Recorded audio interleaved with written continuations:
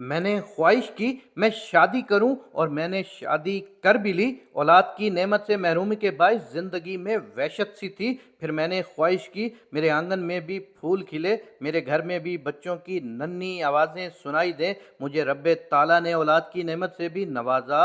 اب گھر کی دیواریں تنگی داماں کی شکایت کرنے لگیں۔ پھر میں نے خواہش کی میرا اپنا گھر ہو، اس کے ساتھ میں ایک باغیچہ ہو۔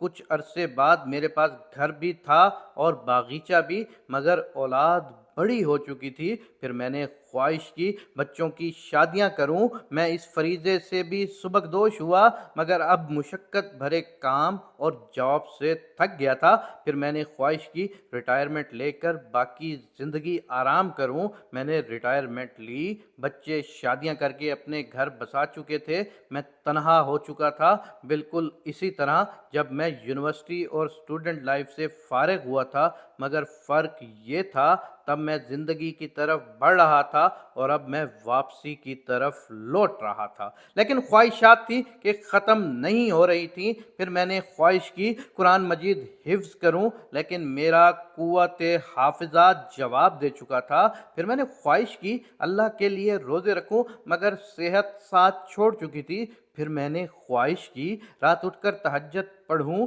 مگر میرے کمزور پاؤں میرے جسم کا بوجھ اٹھانے سے انکاری تھے۔ سچ فرمایا تھا رسول اکرم صلی اللہ علیہ وآلہ وسلم نے، 5 چیزوں کے آنے سے پہلے غنیمت سمجھو: جوانی کو بڑھاپے سے، صحت کو بیماری سے، امیری کو فقیری سے، فارغ بالی کو مصروفیت سے، اور زندگی کو موت سے۔ اللہ اپنے ذکر، شکر اور عبادت کی حسن بجا آوری میں ہماری مدد فرما، آمین۔ اے مسلمان، اگر آپ کے روزانہ کے شیڈول میں چاشت کی 2 رکعت، قرآن مجید کا کوئی رکوع، رات کی وتر، کوئی اچھی بات، کوئی صدقہ جو زندگی کی ناراضگی کو خوشنودی میں بدل دے، کوئی ایسی نیکی جو آپ اور آپ کے رب کے درمیان ہو، اگر نہیں تو پھر زندگی کا کیا لطف، پھر کس لیے جی رہے ہیں؟ اور روزے حسرت کے آنے سے پہلے، بڑھاپے کا جوانی کو کھانے سے پہلے، بیماری کا صحت کو چاٹ جانے سے قبل عمل کریں، خود کو بدلیں۔ میرے پیارے دوستو، پھر پچھتاوے کا کوئی فائدہ نہیں ہوتا۔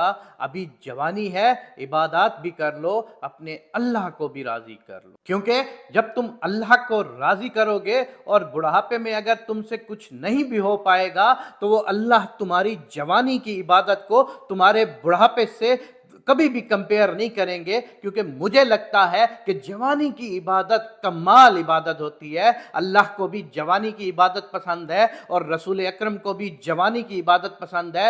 خداوند کریم سے دعا ہے کہ ہم تمام دیکھنے، سننے اور سمجھنے والوں کو اللہ تبارک و تعالیٰ کی عبادت کرنے کی توفیق عنایت فرمائے، آمین یا رب العالمین۔